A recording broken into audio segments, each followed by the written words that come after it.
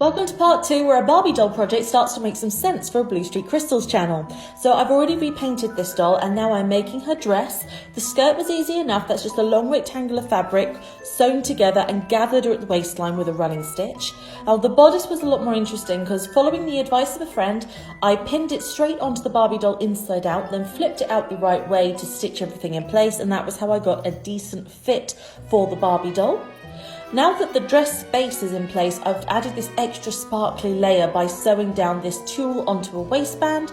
Now that that's all ready, we can get to the crystals. I've got a few large stones down which is weighing down the tulle, but most of the crystals are going to go on the bodice. I'm using the large quantity gem tap bottle that you can find on our website, bluestreakcrystals.com, and I'm using Jet AB and Black Diamond Shimmer crystals in SS3 and 5, and I'm going to start gluing it down onto the bodice in this wonderful lightning design. I'm going to make sure she's got all of her accessories, and I'm just making it as detailed as I can, and just look at her. She is ready for the gothic ball of all of our dreams.